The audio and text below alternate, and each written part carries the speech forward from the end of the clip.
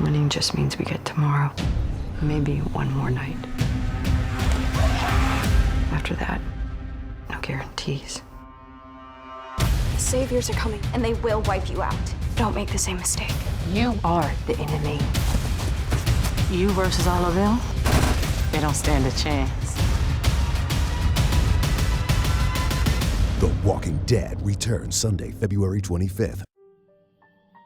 Hey guys, Kiwi here. In this video, I'll be breaking down and analyzing the new promo trailer for the second half of The Walking Dead Season 8. This promo trailer is titled No Guarantees and is currently airing on AMC as a commercial promo for Season 8. With that being said, major warning of spoilers for everything in the show up to episode 808, and let's jump right into this. Alright, so first off, we have some quick Walking Dead news to go over. We have another Twitter promo image featuring Maggie, reminding us that The Walking Dead's return is just 3 weeks away.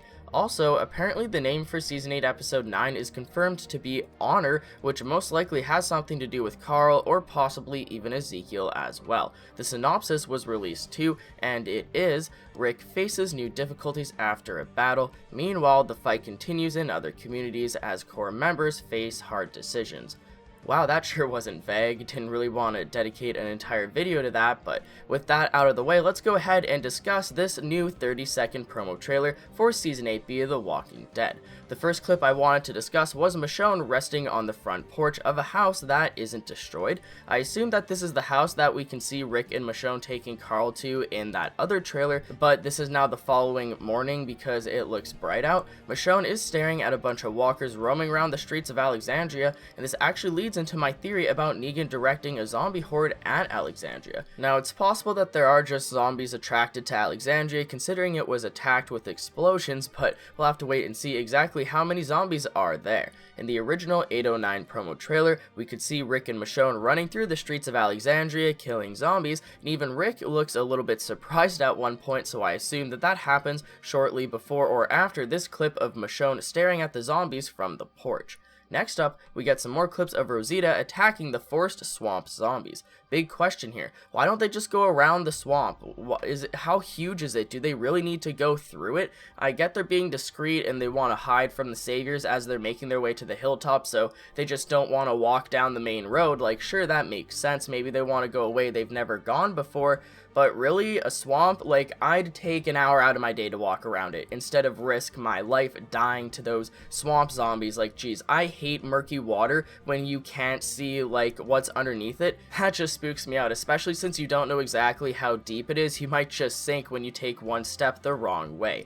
Anyways, we get to see Tara pointing her gun at Dwight again, but what I actually wanted to focus on was that we get a new angle of them running through the woods, and it's actually very important. Let me explain.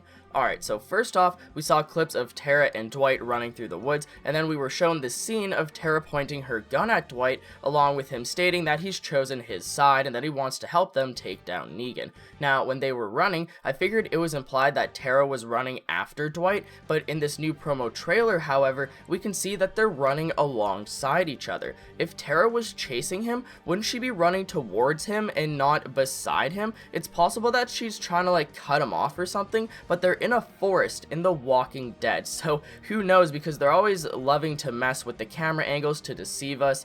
So if Tara and Dwight are both chasing something together instead of one another, well, what is it? Did they randomly find that Savior Laura chick or something? Are there zombies just chasing them, or even saviors that have found them because they were yelling at each other and being loud? Let me know what you guys think, but moving on, let's discuss the main dialogue of the trailer. As Carol drops the name of the trailer, she says, "Winning just means that we get tomorrow, maybe one more night. After that, no guarantees."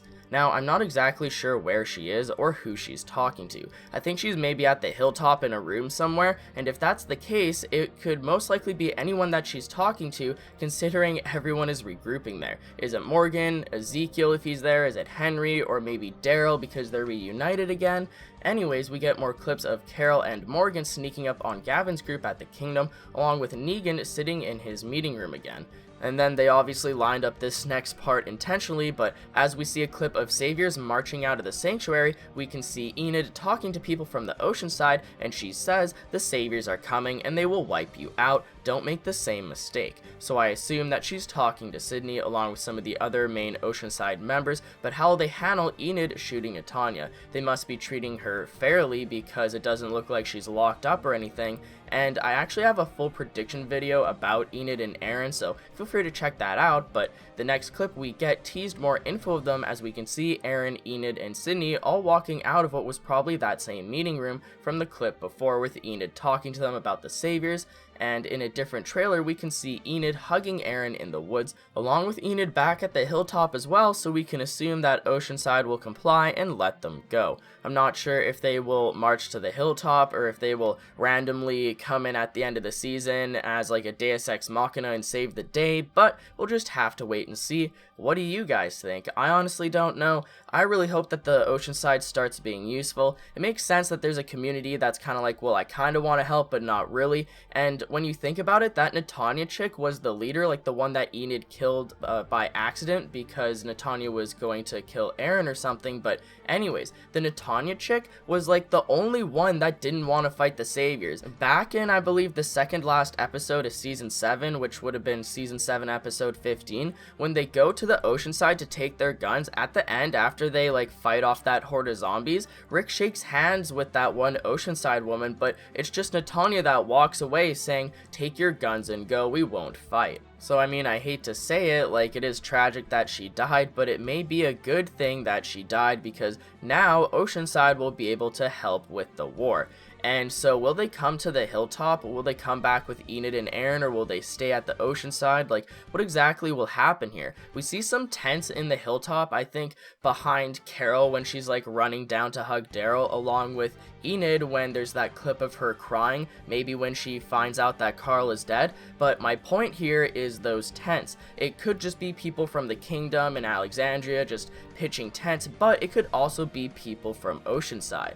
Anyways, next up we have Maggie talking to that hilltop prisoner who's playing the good guy. I can't particularly remember his name, but he was talking to Jesus in an earlier episode, and I believe he was also the one who tripped a group of saviors who were trying to escape when Morgan and Jesus had that whole fight scene in the woods or whatever. So he really is just the most classic prisoner of war surrendering red shirt that you could imagine. Anyways, Maggie tells him, you are the enemy, but I do believe that this guy is being built up for some big moment later on in the season. Maybe he'll get loose and be put in a situation where he can make a good or bad decision, or maybe he'll convince Maggie to sentence the saviors for their crime after the war is over, and maybe not just kill them all. But whatever it is, he definitely is a clear example of them trying to mix up the savior personalities and further show that not all of them are horribly evil assholes. Next up, we once again see the Kingdom woman speaking to Carol as she tells her, you versus all of them, they don't stand a chance.